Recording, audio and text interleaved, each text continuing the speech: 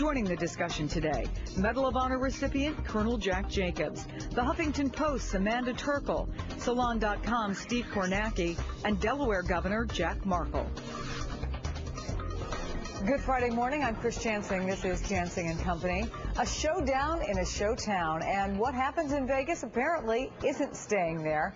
The race for Senate in Nevada between Senator Harry Reid and Sharon Angle could very well turn the whole power structure in Congress, and that's only one reason the entire country is watching this race.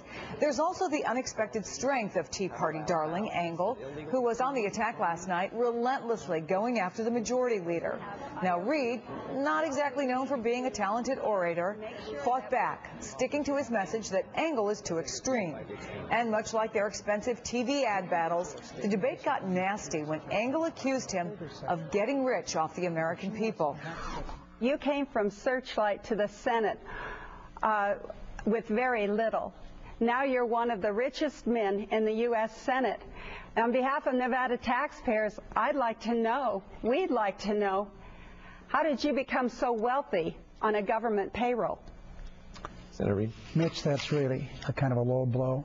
I think most everyone knows I was a very successful lawyer. I did a very good job in investing.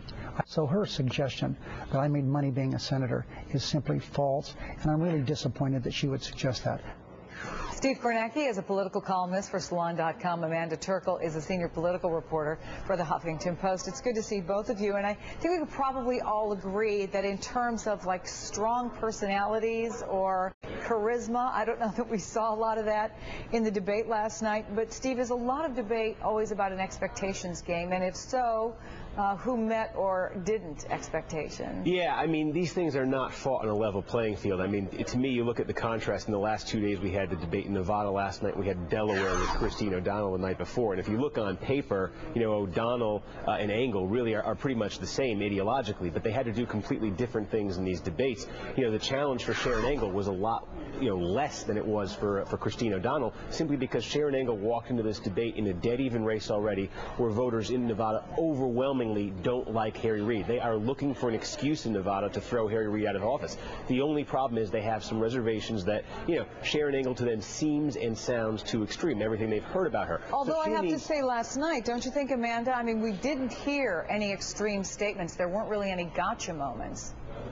There weren't really any gotcha moments. And, I mean, last night, Sharon Angle was not Christine O'Donnell, and that worked to her advantage. She didn't call Harry Reid a Marxist. She didn't stumble, and she wasn't unable to name a Supreme Court case for several awkward minutes. So that worked to her advantage. I don't think this debate was a game changer. I don't think Nevada's, you know, watched and said, you know, oh, I'm going to vote for Sharon Angle now. I think this lived up to what people expected, and because Sharon Angle didn't stumble, that was good for her.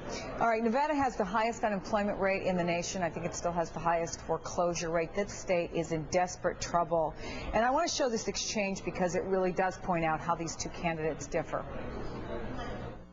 All these things I've talked about today, my opponent is against those. She wouldn't do that. My job is to create jobs. What she's talking about is extreme. Harry Reid, it's not your job to create jobs. It's your job to create policies that create the confidence for the private sector to create those jobs.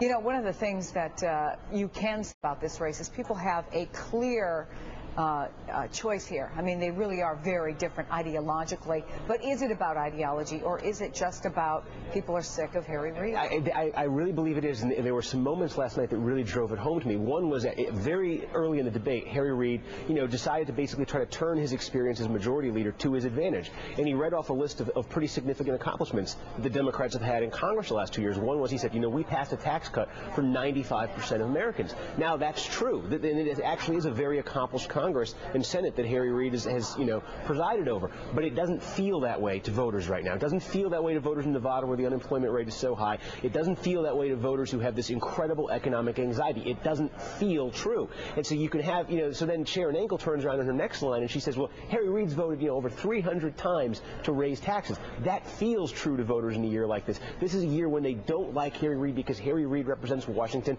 and they're frightened and they're uneasy, and they blame Washington. They blame the Democrats that run Washington. That's That's why I say it's not a level playing field. Simply showing up and being competent worked to Sharon Engel's advantage last night. Showing up, for Harry Reid and being competent doesn't. Yeah, and she had talking points, as you said. There was no doubt about that. But because you made the comparison, Amanda, and a lot of people are, with the O'Donnell debate the night before, can you believe this report? A lot of people were saying, look, she made the biggest error when she wasn't ready for that Supreme Court question. Do we have that tape, actually? Let's go back and look at the O'Donnell debate, and when she was asked about what Supreme Court decision she would like to see overturned. Watch this. Oh, gosh. Give me a specific one. I'm sorry. I know that there are a lot, but I'll put it up on my website. Well, let's see. There's, of course, in the great history of America, there have been rulings that there's never going to be absolute consensus by every American. The question, Amanda, I asked our company yesterday was, didn't anybody look back to the Sarah Palin question by Katie Couric and prep her for that? It turns out that the same people who prepped Sarah Palin prepped O'Donnell. How is that possible that she wasn't ready for that question? Well, the people who prepped Christine O'Donnell said they thought she ended up actually doing a very good job, but there seemed to be basic questions you would think you would prep her for. Supreme Court cases, maybe what books and magazines, newspapers she reads, because Palin got that question too. I mean, Christine O'Donnell sort of walked into this. Throughout the debate, she was railing against justices who legislate from the bench, and so naturally there was a question then about what Supreme Court cases do you disagree with, and she should have had an answer or two and be ready with it. All right. Amanda, Steve, great conversation. Thanks to both of you. And joining me now, David Mixner, once named by Newsweek as the most powerful gay man in America. He's a political strategist and civil rights activist. Steve Kornacki and Amanda Turkle are also back with me. So, David, let me ask you a practical question first. If gay members of the military come to you and say, what should I do? Is it okay to come out? What would you say to them? I would say not unless you're ready to face dismissal. I mean, clearly this administration is bent and determined to continue to enforce Don't Ask, Don't Tell. We have seen people dismissed in the last couple of months over this policy. So don't be lulled into thinking because there's a stay, that because they're saying right now we're going to freeze all of the action against gay members, that it could be for good. We've had promised to us for 2 years, next month, next month, next month. It's like laying next to someone and then whispering sweet nothings in your ear and then finding out they have a mistress elsewhere. The fact of the matter is, this policy should not have been appealed. It's a shameful and immoral act. It makes gay and lesbian and bisexual and transgender people second-class citizens, and it's outrageous. And so you think the president's trying to have it both ways? The president acted and had a moment yesterday where he could have been a courageous president, where he could have shown leadership. He had a court decision in hand that could have ended this policy yesterday. Instead, he chose to choose process over justice. He chose to send a message to all that epidemic of self-hatred going on among young gays and lesbians that you are still separate from the rest of us. You sound very frustrated, David. Amanda, let me ask you, what's the political calculation here? What's this mean for the president? I mean, I think President Obama is trying to have it both ways, and that's what's frustrating people so much. I mean, on same-sex marriage, he's now to the right of people like Ken Mehlman, former head of the RNC, and Laura Bush. He has had the opportunity with cases like Proposition 8 to say, look, I said I wasn't for same-sex marriage, but now I am. I mean, politically, again, I think he's just trying to have it both ways. He's trying to appease people maybe in the military or conservatives who are a little bit nervous about repealing Don't Ask, Don't Tell, and he's trying to reassure progressive that he's going to do this, but I think progressives are getting frustrated. And it does in the news a lot, all these related issues, especially the president's senior advisor, Valerie Jarrett. She was talking about that Rutgers student, and she said that she had to apologize for saying that she thought this gay Rutgers student who had committed suicide had made a lifestyle choice. What's going on at the White House, do you think? Yeah, well, I mean, I think there is sort of this bind that he's put himself into where, there's so much fear of a backlash that you take these positions, whether it's on, Don't Ask, Don't Tell, or whether it's on gay marriage, where you're trying to sort of avoid a backlash that you think is out there from the right. But you put yourself in a position where, for instance, you see Carl Palladino in New York this week. He had these sort of inflammatory anti-gay comments. And then when he was really called on it, what was his defense? His defense was, well, if you look at it, my position is actually the exact same as the President of the United States. And he's right.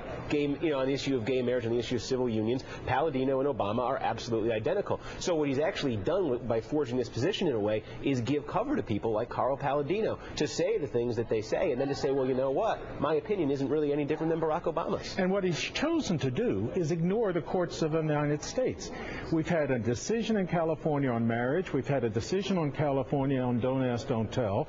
And he's chosen instead to choose some sort of crazy process that involves the military and Congress instead of hearing the courts declare all of this constitutional. Well, let me ask you then what you think the political price is that he will pay in the gay and liberal community. Well, in the gay and lesbian community, he's starting to pay liberal communities, in liberal, many of whom exactly. I think he's going to pay a very heavy price because of this. I mean, every Tea Party candidate in America is quoting his statement, I believe marriage is between a man and woman. This man is not only not helping us, he's hurting us by giving these people cover to hide up their bigotry. All right, David, thank you so much. And, of course, Steve and Amanda as well. Thanks.